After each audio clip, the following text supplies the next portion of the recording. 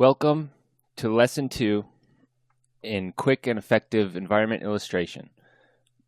In this lesson, we're going to go over the reference, and I'm going to talk about my reasons for choosing the reference and how we're going to use it as we proceed with the picture.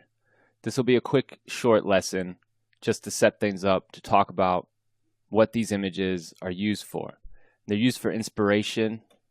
They're used for a guideline. I'm not going to try to necessarily copy this detail or copy this detail. I'm going to have a tree in here, but I'm not necessarily going to slavishly copy every little thing and try to get a just perfect reproduction of this. I'm just going to use this as inspiration for the dynamics, for the feel, for the general look of the object. And this is my initial sketch.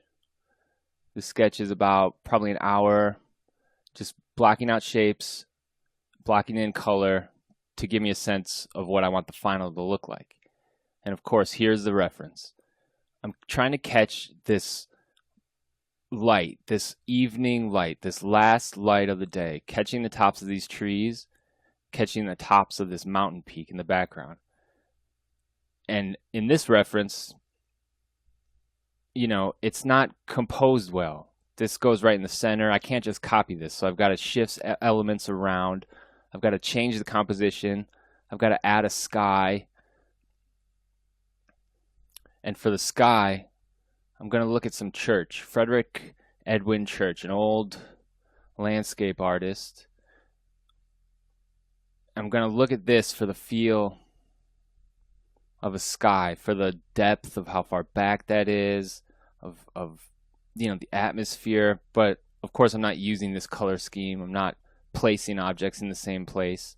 I'm just using this pick as reference, using these picks as guidelines for how I'm going to think about value. Dark foreground, lighter middle ground, lightest background. This image is for this focal point, this detail, light and shadow, this hard plane. And of course, this lighting situation isn't what I'm going to use in my illustration, but the idea of these planes and the sharp definition and the overlapping forms here, I'm going to use this image as inspiration for modeling out the top of this mountain peak in the background. This tree, I'm going to use it as inspiration. Going to pull from these shapes and fill this area in with some environment. This piece for the overall, for the look, for the value of the light background, middle range, middle ground, dark foreground, and the detail of these trees.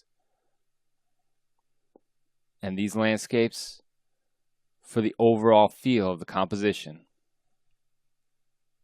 The dark foreground that pulls you into the picture and the light background. And so these pics will be up on my other monitor, and I'll glance from time to time as I work on this sketch in bringing this up to a finished illustration using a quick and effective procedure.